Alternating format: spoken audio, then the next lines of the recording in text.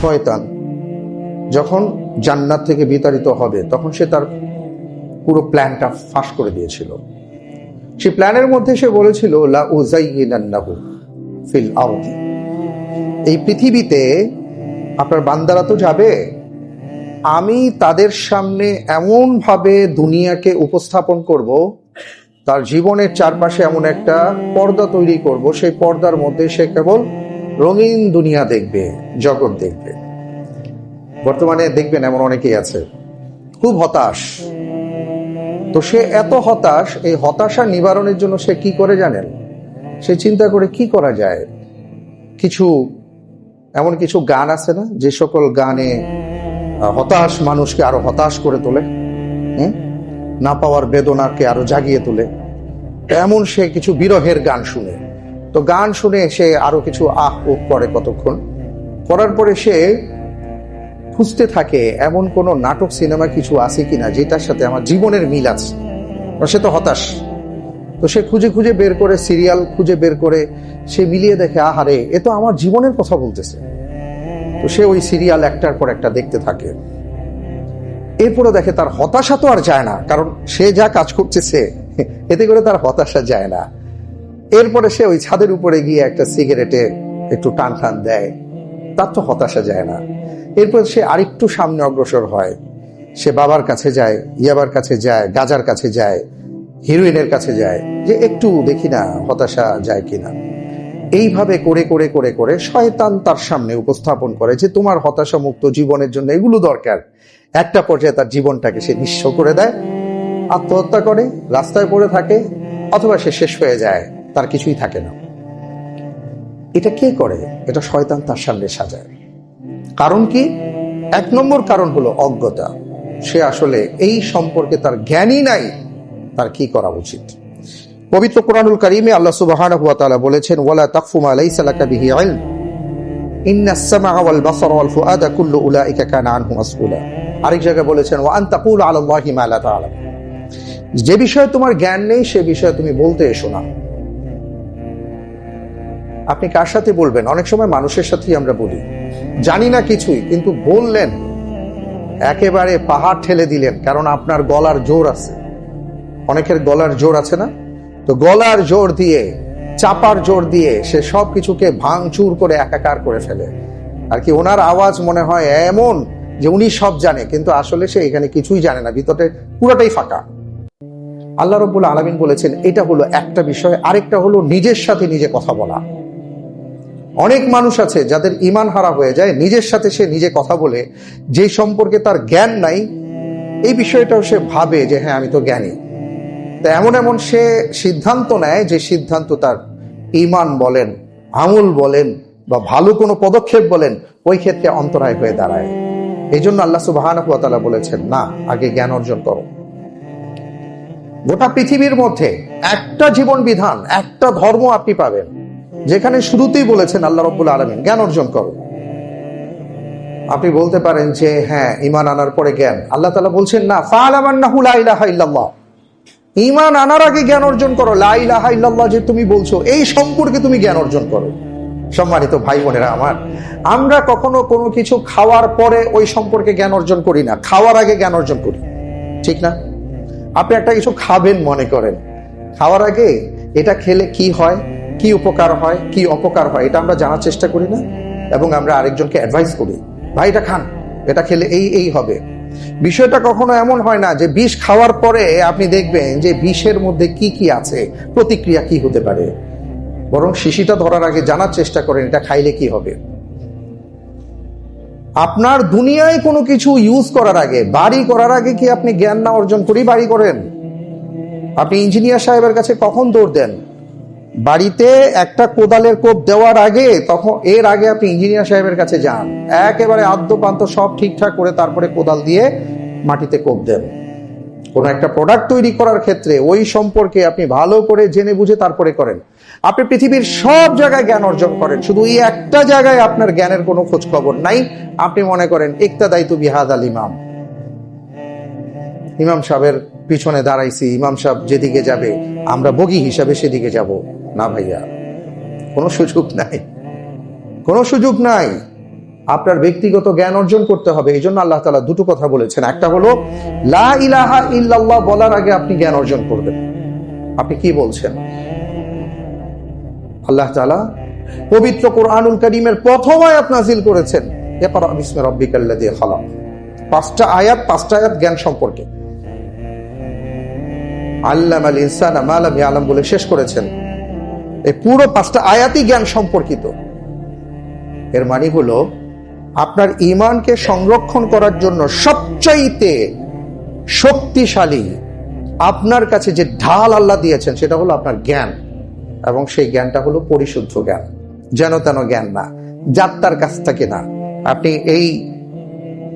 ওই চ্যাট সেই চ্যাটের কাছে জিজ্ঞেস করেন, আপনি সেইভাবে জিজ্ঞেস করবেন।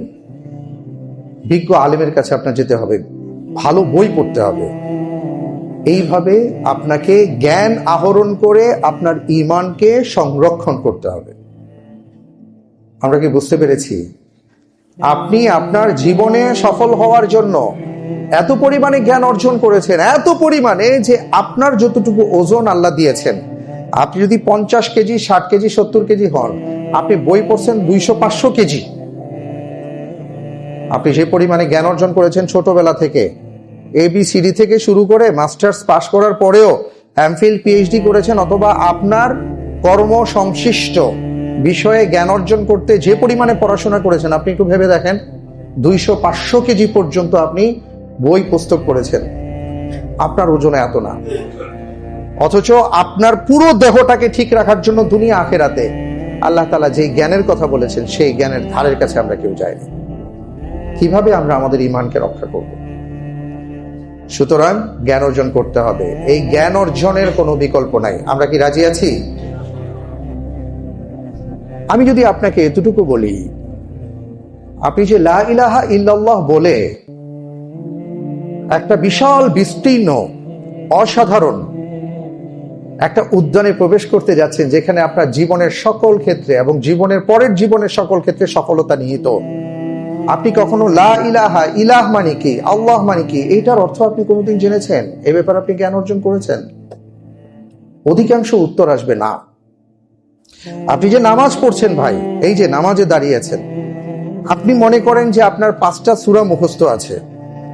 আপনি আত্তাহিয়াতু, তাশাহুদ পড়েন, আপনি দুরূদ শরীফ পড়েন, আপনি দোয়া মাসুরা পড়েন, আপনি বেতেরের নামাজে দোয়া কুনুত পড়েন, তারপরে আপনি সামি আল্লাহু লিমান হামিদা বলেন, রব্বানা ওয়ালাকাল হামদু বলেন। এই যে যতগুলো দোয়া আপনি নামাজের মধ্যে পড়ছেন, আমি যদি আপনাকে জিজ্ঞেস করি যে নামাজ যে পড়ছেন 40 বছর ধরে, এই নামাজের মধ্যে যা যা দোয়া আছে, যা যা সূরা কালাম আছে, এ সম্পর্কে আপনি জ্ঞান অর্জন করেছেন?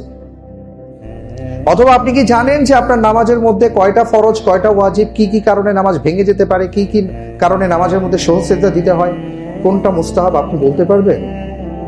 অধিকাংশ ভাই বোনেরা আমরা বলবো না। তাহলে এই নামাজ নিয়ে আপনি আল্লাহ রাব্বুল আলামিনের দরবারে কিভাবে দাঁড়াবেন?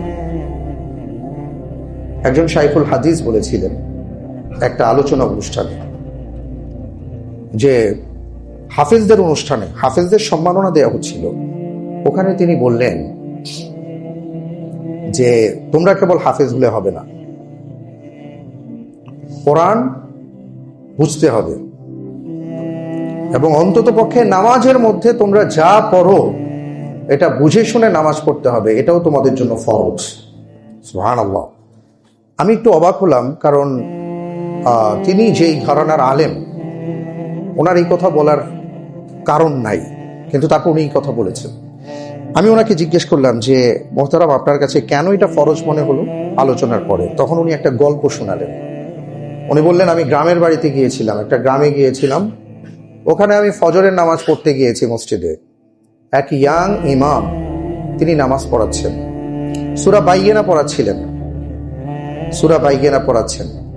ওখানে দুটো আয়াত আছে। আয়াতটা হলো ইন্নাল্লাযীনা আমানু ওয়া আমিলুস সালিহাতি উলাইকা হুম খায়রুল বারিয়া।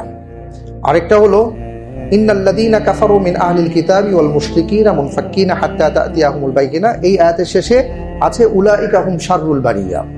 অর্থাৎ কেউ যদি ঈমানদার হয়, ভালো কাজ হয়, তারা কল্যাণের সাথে থাকবে, ভালো জায়গায় থাকবে, জান্নাতে থাকবে।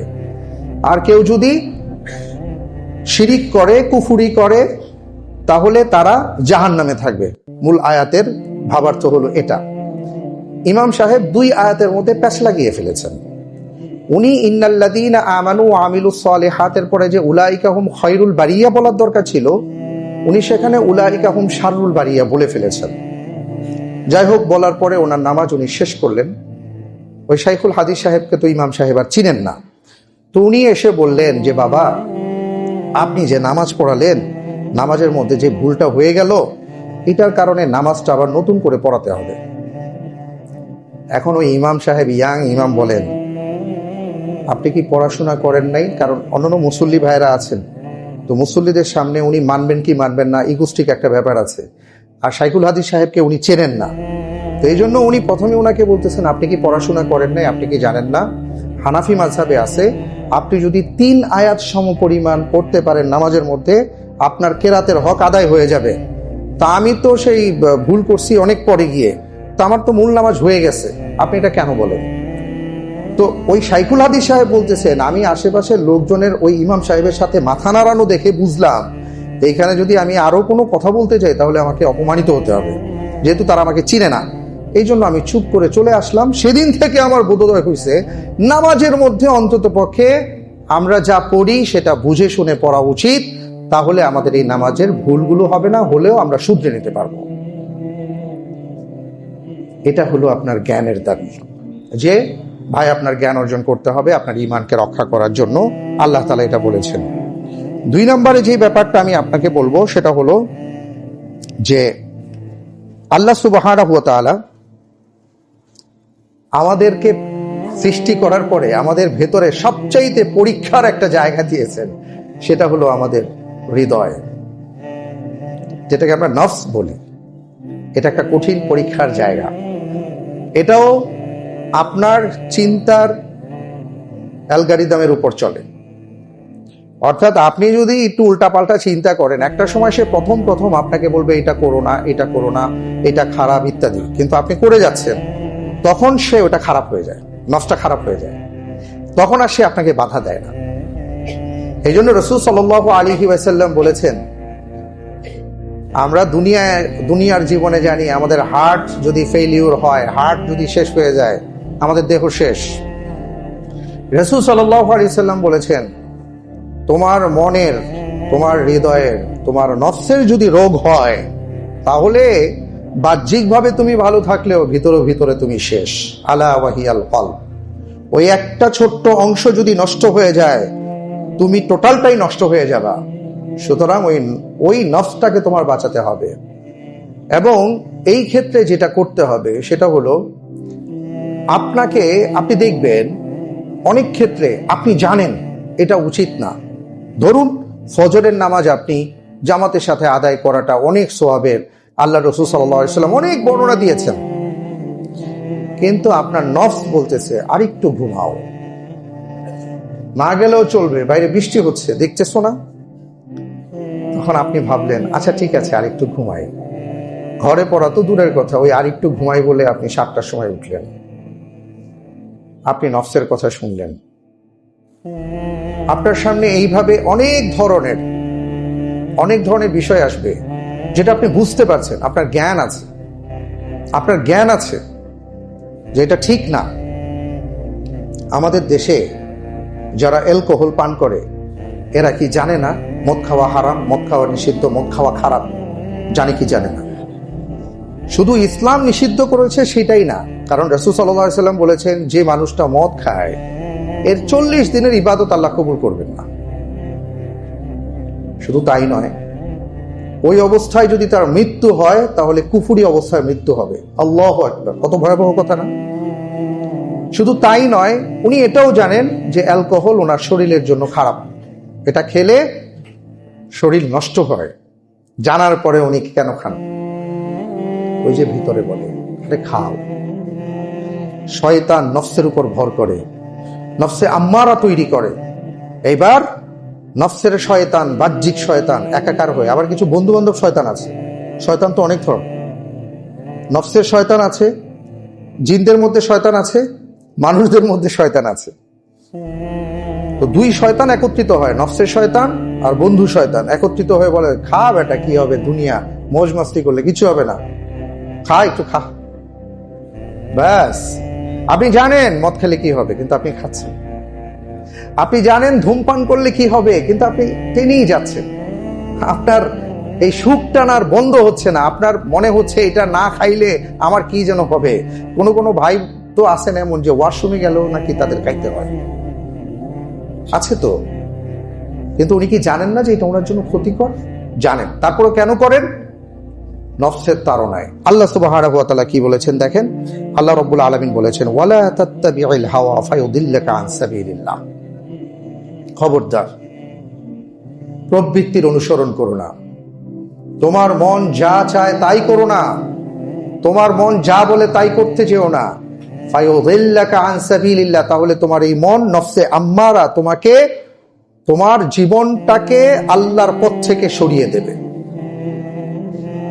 আজকে আমরা যারা নানা ধরনের অপরাধ করি, অপরাধের পরে এর সপক্ষে আবার দলিল পেশ করি, এটা নফস তৈরি করে দেয়। ভাইরা আমার, এই জন্য নফসকে দাবায় রাখতে হবে, নফসে আম্মারাকে দাবাতে হবে। নফসটাকে শক্তিশালী করার জন্য আসলাফদের জীবনীতে অনেক কিছু আসছে, আমি সেদিকে যাব না। আপনি কেবল একটা কথা মনে রাখেন, এই নফস আপনি চালাবেন তাহলে ঠিক থাকবে, আর নফস যদি আপনাকে চালায় তাহলে আপনি শেষ হয়ে যাবেন। সুতরাং নফসের অনুসরণ নয়, এই নফস আপনাকে নষ্ট করে দিবে। আল্লাহ তাআলা আমাদেরকে বুঝার তৌফিক দান করুন, আল্লাহুম্মা আমিন। এরপরে আমি যেটা বলবো সেটা হলো, ওয়াল্লাযী আনজালা আলাইকাল কিতাবা মিনহু আয়াতুম মুহকামাত হুন্না উম্মুল কিতাব ওয়া উখরা মুতাশাবিহাত। শয়তান আমাদের ঈমানটাকে নষ্ট করে দেবার জন্য এমন অনেক বিষয় সামনে উপস্থাপন করে যেগুলো দ্বারা আমাদের ভিতরে সন্দেহের সৃষ্টি করে। এটা কেবল আপনাদের সময় আমাদের সময় হচ্ছে ব্যাপারটা কিন্তু এমন নয়। ১৫০০ বছর আগেও ছিল, হাজার হাজার বছর আগেও ছিল। আপনি কোরআনুল কারীমের আয়াত যদি দেখেন, অর্থাৎ হযরতে আদম আলাইহিস সালাতু ওয়াস সালামের পরে 10টা জাতি, 10টা প্রজন্ম তাওহীদের উপর ছিল। এরপরে ধীরে ধীরে মানুষ তাওহীদ থেকে সরে যায়। এই যে সরে যায়, এই সরে যাওয়ার পেছনে মূল কারণটা ছিল সন্দেহ, অন্যতম কারণ ছিল। প্রত্যেক যুগে যুগে নবী রাসূলগণ যখন তারা তাদের জাতিকে আহ্বান করেছেন তাওহীদের পথে, ঈমানের পথে, তখন তারা তাদের এই আহ্বানকে কেন্দ্র করে সন্দেহ পোষণ করত, এবং সন্দেহ পোষণ করে তারা ওখান থেকে সরে যেত। এমনকি রাসূল সাল্লাল্লাহু আলাইহি ওয়াসাল্লাম যখন মেরাজের ঘটনা ঘটলো, ঘটার পরে তিনি যখন বলেছিলেন, কিছু মুসলিম ছিল, নতুন মুসলমান হয়েছে, এখনো পুরোপুরি ইসলাম বুঝে নাই, এরা এই কথা শোনার পরে কাফেররা তাদের ভিতরে প্রশ্ন করলো, সন্দেহ তৈরি করে দিল, তারা সাথে সাথে আর কোনো প্রশ্ন না করে তারা মুরতাদ হয়ে গেল। আজকে আমাদের সমাজে মুরতাদ হওয়ার পিছনে বা এই যে আর কি নাস্তিকতার পিছনে সবচেয়ে বড় যে কাজটা করে সেটা হলো সন্দেহ। আসলে কি হবে, আসলে কি তাই, আমি তো দেখি নাই। আমাদের মনের মধ্যে এমন আসে না ভাই, আরে দূর, আমি কি দেখছি নাকি, আমি তো দেখি নাই, এটা কি হতে পারে? এই হতে পারে আপনার চিন্তা থেকে শয়তান সন্দেহ তৈরি করে, এবং এটার কারণে আপনি ঈমান হারা হয়ে যান। এই জন্য আল্লাহ সুবহানাহু ওয়া তাআলা বলেছেন, সন্দেহ তৈরি করে এমন কোনো কিছুর কাছে যেও না, বরং যেটা নিখাত আল্লাহ প্রদত্ত ওটাকে তোমরা বিশ্বাস করো। দেখেন, আমরা যদি আজকে আমাদের সৃষ্টির দিকে তাকাই, আপনার দুনিয়ায় আপনার কানাডা আমেরিকা যাওয়ার দরকার নেই। অনেকে বলবেন আমরা সেদিকে যাই নাই, কিভাবে আল্লাহ সৃষ্টি দেখবো? আল্লাহ তাআলা বলছেন, সফর করো, আমার সৃষ্টি দেখো, তাহলে আমাকে চিনবা। কিন্তু আপনি ওখানে যেতে পারেন নাই। আপনি আপনার নিজেকে নিয়ে যদি চিন্তা করেন যে আপনি কে, আসলে আপনাকে আল্লাহ তাআলা কিভাবে সৃষ্টি করেছেন, আপনার হাত পা থেকে শুরু করে ভিতরের যেই অর্গানগুলো আছে আল্লাহ তাআলা কিভাবে কি করলেন। আজকে কারো যদি কিডনিতে সমস্যা হয়, কিডনি ফেলিওর হয়, অথবা তার যদি ওই যে কি বলে কিডনির ক্ষেত্রে যেটা খুব ইয়ে করা হয় ডায়ালাইসিস, তো আপনি ডায়ালাইসিস করার জন্য যেখানে যান, এখানে বড় একটা মেশিন, রক্ত যায়, রক্ত আসে আপনার শরীরে, ফিল্টার হয় ডায়ালিসিস মেশিনের মধ্যে, বিশাল একটা মেশিন বসানো। আল্লাহ তাআলা আপনার ভিতরে কি মেশিন ফিট করে দিয়েছেন চিন্তা করে দেখেছেন? এবং ডায়ালিসিস মেশিন ইউজ করার পরে দেখা যায় একজন এটা একজন ইউজ করতে পারে না, আবার কিছুদিন পরে মেশিন নষ্ট হয়, আর আপনি মেশিন চালাচ্ছেন কত বছর ধরে। সম্মানিত ভাইরা আমার, আপনি যদি আপনার দিকে তাকান তাহলে বুঝবেন। আপনার হার্ট আল্লাহ তাআলা যে সৃষ্টি করেছেন, এটার মধ্যে যেভাবে পাম্পিং করে করে করে করে করে করে আপনাকে এইভাবে আপনার রক্ত বিশুদ্ধ করা হচ্ছে, আপনি একটু চিন্তা করে দেখেন যে এটা কিভাবে সম্ভব হতে পারে। এটা কে করতে পারেন? এটা এমনি এমনি হচ্ছে? এভাবে হওয়া সম্ভব এটা আসলে? হার্টের একজন ডাক্তার সাহেব, উনি আমার একজন উস্তাদকে দেখে বলছিলেন যে আপনি যে আসছেন আমার পর্যন্ত এইখানে বসে কথা বলতেছেন, এইটাই হলো আল্লাহর কুদরত, এখানেই আমরা ধরা খাওয়া, এই জন্য আমরা ইমানদার। উনি এইভাবে বলছিলেন। আমি সেই ডাক্তার সাহেবের নাম বলবো না, সবাই চিনবেন এই জন্য। ওই ভাই বলেছিলেন আপনি যে আমার কাছে আসছেন, এখানে বসে কথা বলতেছেন, এটা হলো আল্লাহর কুদরত। কেন? আপনার হার্টের যে অবস্থা, যেটা মেশিন আপনাকে বের করে দিয়েছে, আমরা দেখতে পাচ্ছি যে আপনি টোটালি ব্লকড, আপনার হার্ট টোটালি ব্লকড। আসলেন কেমনে? তখন উনি বললেন যে আসলে মেশিনে আমরা হয়তো একটা হার্টের 5% দেখতে পারি, 95% আমরা দেখতে পারি না। ভিতরে আল্লাহ তাআলা হয়তো এমন কোনো কিছু ব্যবস্থা করে রেখেছেন যেটা দিয়ে আপনার রক্ত প্রবাহিত হচ্ছে, এই জন্য আপনি হেঁটে এসে এখানে আসছেন। ডাক্তারি পরিভাষায় আপনি এখন মৃত্যু পথযাত্রী হওয়ার কথা ছিল, কিন্তু আপনি হাইটা এখানে আসছেন। এটাই হলো আল্লাহর কুদরত। আল্লাহ রাব্বুল আলামিন আমি সহ যে কথাগুলো বললাম আমাদের সবাইকে অনুধাবন করার তৌফিক দান করুন, আমল করার তৌফিক দান করুন। আল্লাহুম্মা আমিন। আসসালামু আলাইকুম ওয়া রাহমাতুল্লাহি ওয়া বারাকাতুহু।